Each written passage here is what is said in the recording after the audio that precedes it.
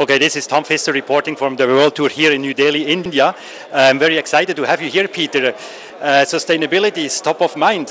We heard this morning in the keynotes, in the breakout sessions, in the panel about sustainability. You know, it's really a mega trend as you framed it this morning. What is the business case? What would you tell the Indian managers? What is the business case to deliver that promise?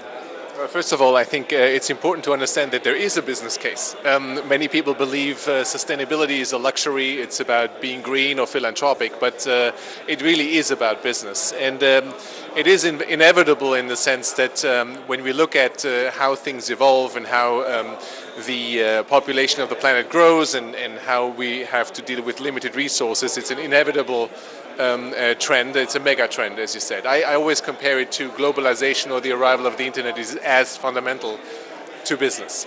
Now, the business case is pretty easily explained. On the one side, it's about saving money by becoming more sustainable. On the other side, it's about making money by being more sustainable. And third, it's about understanding the long-term implications of your business and ensuring the long-term future of your business model. So let me dive quickly into these three.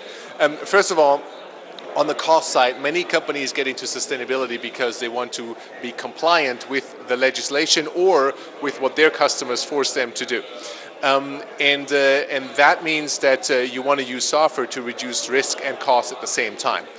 However, the much bigger business case is certainly consuming less energy and less material in order to drive your bottom line significantly. And that's where the big examples come in. That's where the Valero comes in with $200 million dollars of savings per year by using SAP to get real-time visibility into their energy consumption. On the revenue side, we're talking about the ability to use your more sustainable processes and market them and gain a competitive advantage. That could be to go into new markets, like Toyota has shown it with the hybrid. Now every car manufacturer has a hybrid in their portfolio, or by actually marketing the benefits of your improvements more to the customer. Lexmark did a great job of reducing their packaging by 26%, leading to a more than 50% reduction in energy consumption in their manufacturing processes, and now they can market that to the consumer. On the other hand, in the third case of the business, we talked about the long-term viability of your organization.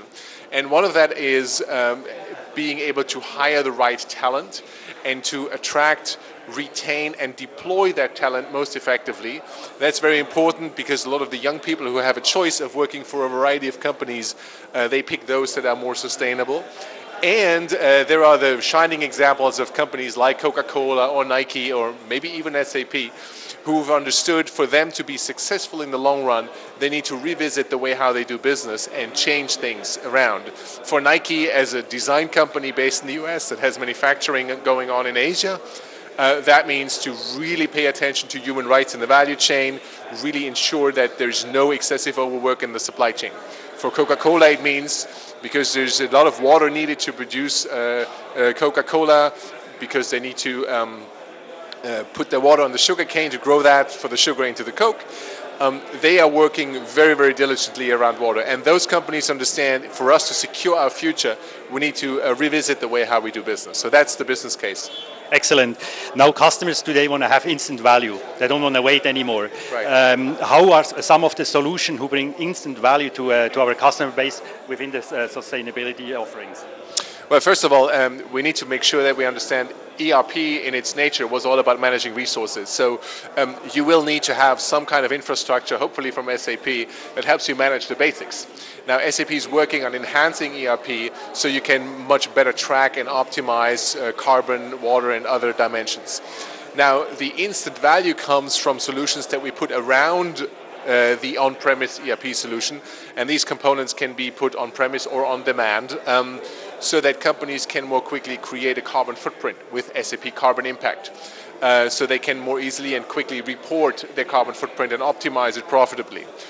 For companies in the manufacturing area, it's much more about real-time visibility into their energy consumption. So we have packages and solutions for them. for companies who want to be ahead of the curve in terms of analyzing their overall sustainability performance across social, economic, and environmental dimensions.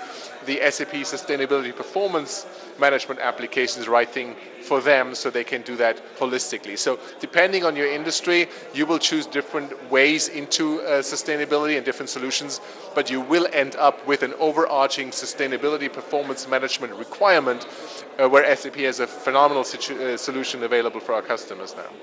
I understand also that it's a challenge to motivate all the employees in a given company. How do you deal with such an issue? To motivate the employee workforce to make sure everybody is on the wagon. Yeah, I think the key here is transparency and allowing people to kind of refine their own behavior because of transparency they have. For example, I'm running on my own iPad an SAP application that helps me use the GPS signal to track my travel behavior and compute the carbon footprint out of that.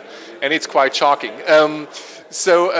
What we do internally is we have dashboards available to all employees so they can see their commuting behavior, the energy consumption in the facilities in which they work. They can see their paper consumption in the printers. So creating that transparency is a very important step to engage the workforce.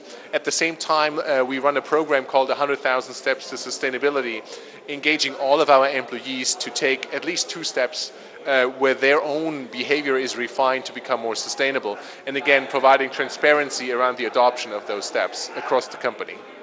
Thank you very much, Peter, for this insightful discussion, and I wish you lots of luck in your business, and see you the next time at another World Tour stop around the world. Thank you very much. Thank you, Thomas.